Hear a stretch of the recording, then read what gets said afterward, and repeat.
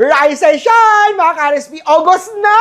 Alam na natin na kapag August, paparating na raw ang Ghost Month. Kaya narito na po ang araw-araw natin inaabangang gabay, patnubay, palala at prediksyon ni Master Hans Kua ngayong unang araw ng month of August.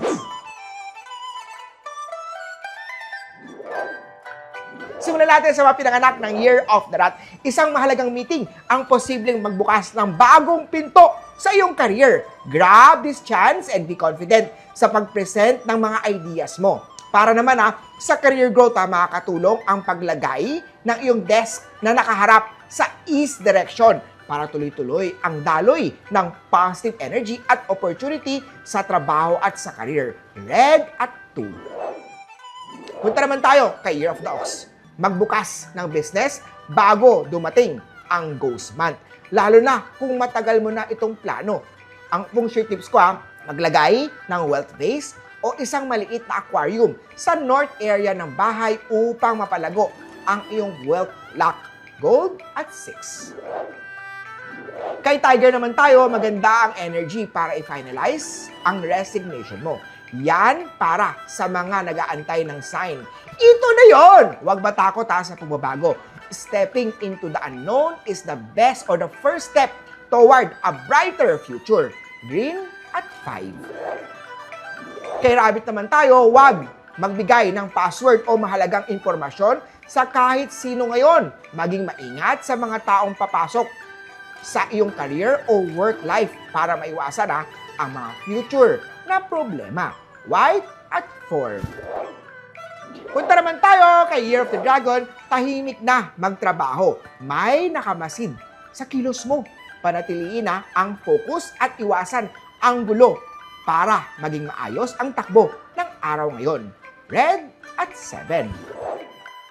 Kay Snake naman tayo, iwas chismis dahil posibleng magdala ito ng conflict at problema. Negative energy yan! Para sa protection laban sa negative energy, makakatulong ang paglagay ng salt bowl o Himalayan salt lamp.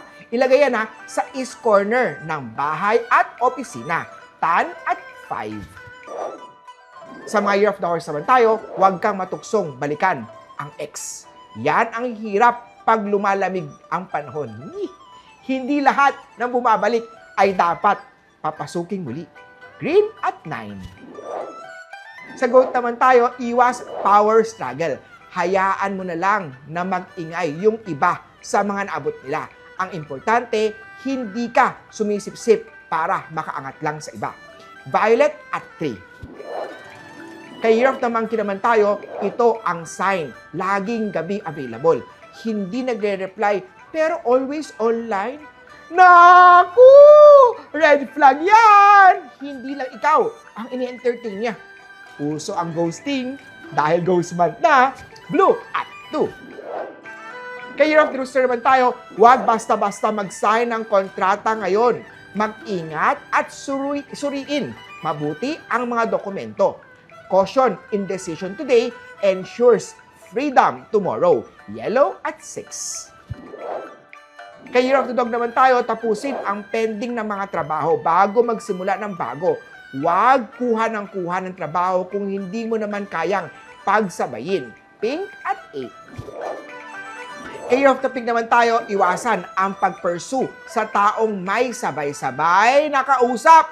Ngayong Ghost Month, respect your heart enough to walk away from people who don't deserve you. Silver at 1. Huli po, ito po yung mga gabay, patnubay, palala at prediction lamang ni Master Hans Kua. Nasa inyong mga kamay, nasa lalay ang inyong tagumpay. Kaya always be positive at i-claim ang mga swerte, mga ka-RSP.